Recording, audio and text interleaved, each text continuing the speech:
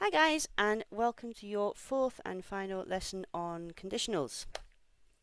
Today we are going to look at mixed conditionals, and here is a little warning for you. So if you are new to the group, or if you haven't watched the earlier lessons on conditionals, I strongly recommend that you go back to the beginning and you do them in order. Okay, so the first lesson is a lot easier than this one, and I've designed them so that they go in order of difficulty. Okay, so if you didn't watch the ones before, please go back, look at lesson number 1 and number 2 and number 3 before you do this one. Okay, so let's do some review first. So we looked at real conditionals for present and future situations. Here's a real conditional for a present situation. If it's too hot, you can open the window. Alright, no problems there. Here's a conditional for a future situation. If it gets hot tomorrow, I'll buy some more ice cream. So the speaker sees this as being a likely situation. Next, we looked at unreal conditionals for present and future situations. If I was hot, I would open the window, but I'm actually okay right now. Now, this is the second conditional. This is the zero conditional, the first, the second. And this often starts to confuse people because you look at this and it's a present situation, but it's using a past verb. Now, if you've been watching, you'll know that actually this is not a past verb talking about past time. It's a remote form showing that this situation is unlikely or unreal. Alright, so then last time we looked at unreal conditionals for unreal past situations.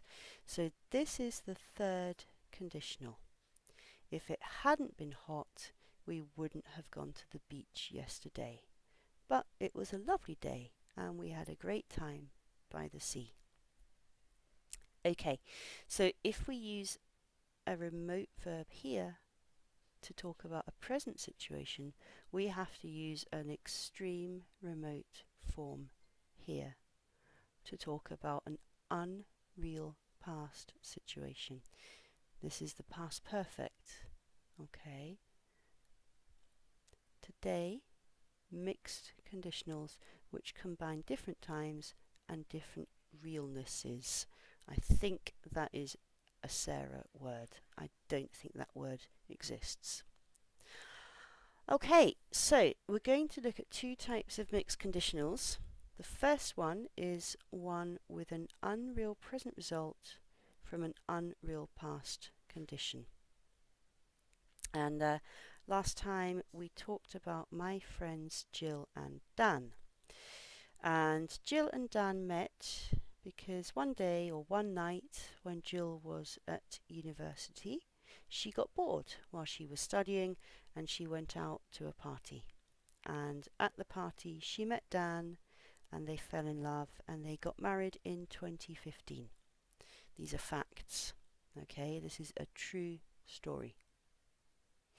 So we're going to think about what if. So we're going to imagine a different past. Now just think, if Jill hadn't gone out, she wouldn't have met Dan and fallen in love.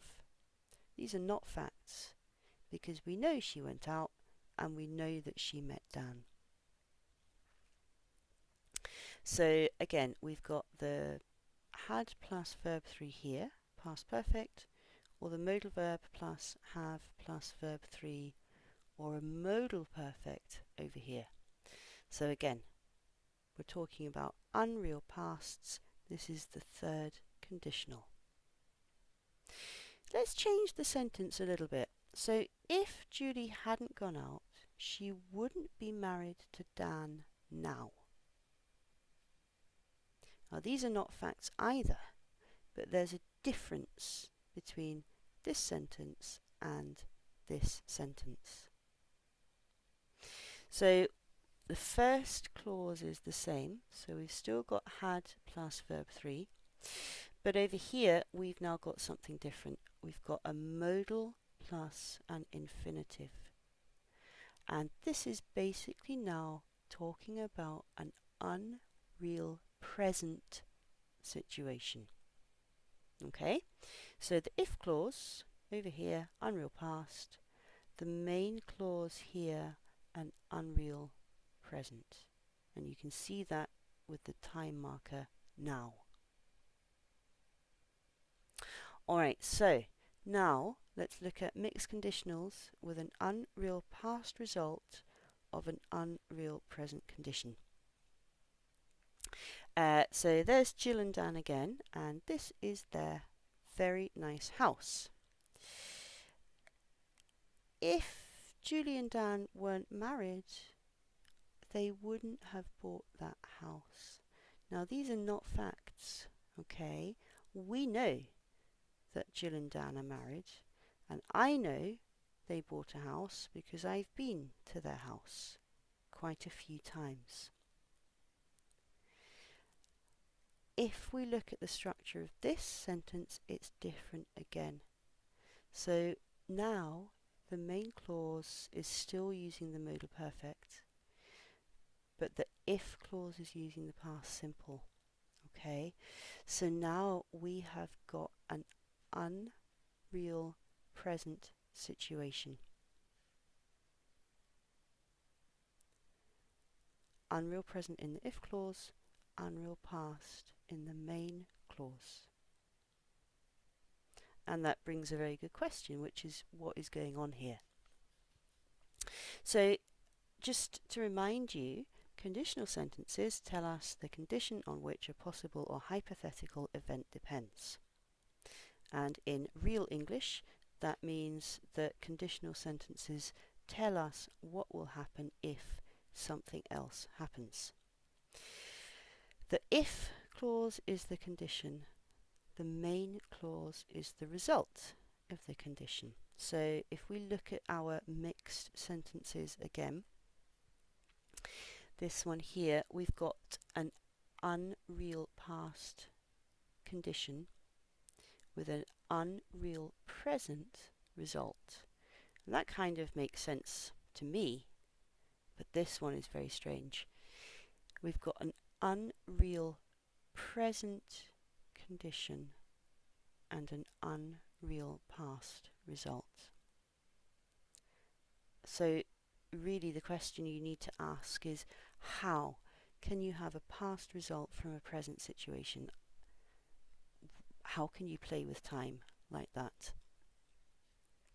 So I'm going to give you 3 more sentences. Sentence 1. If I didn't live in England, I wouldn't have been able to vote in the Brexit referendum.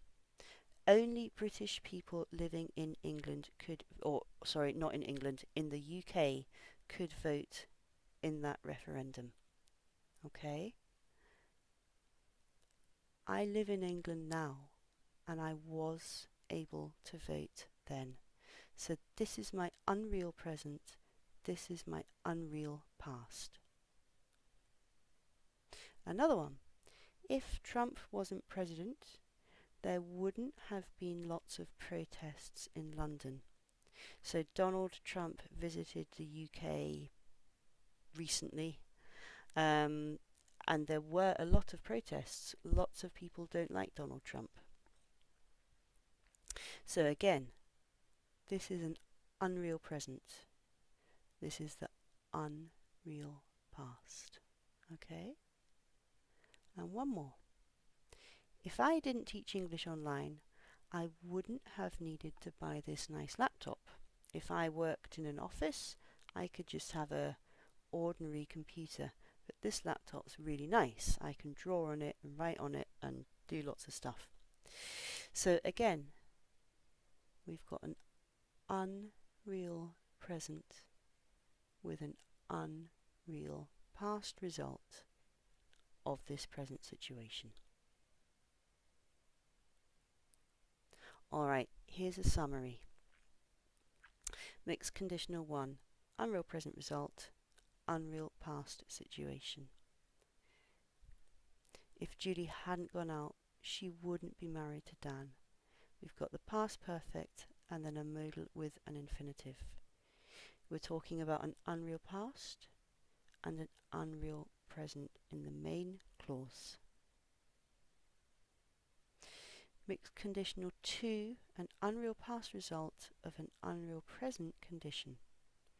If Julie and Dan weren't married, they wouldn't have bought their house. So now we've got the past simple here compared to the past perfect, and we've got the modal perfect here instead of the modal and infinitive. So now the if clause is talking about an unreal present using this remote form, and the main clause talks about an unreal past. And the last thing I want to share is pronunciation. So the blue circles are the stress, and I'm going to read you that first sentence. If Julie hadn't gone out, she wouldn't be married to Dan. One more time, more quickly. If Julie hadn't gone out, she wouldn't be married to Dan. So you can see that the auxiliary verbs and the negatives, they are so small and so quick, really hard to hear. If Julie hadn't gone out, she wouldn't be married to Dan. And this one down here. If Julie and Dan weren't married, they wouldn't have bought their house. And quickly. If Julie and Dan weren't married, they wouldn't have bought their house. And you've got the same thing. The auxiliaries and the negatives, they become extremely small and hard to hear. If Julie and Dan weren't married, they wouldn't have bought their house. Okay. Yeah, so let me know what you think. That's some quite strange and unusual grammar. Feel free to post questions and messages in the Facebook group. I'm happy to answer them. I'm not around this weekend, okay? So there is no Facebook Live session over this weekend, but do feel free to post whatever you want and I will answer some next week. Thanks for watching.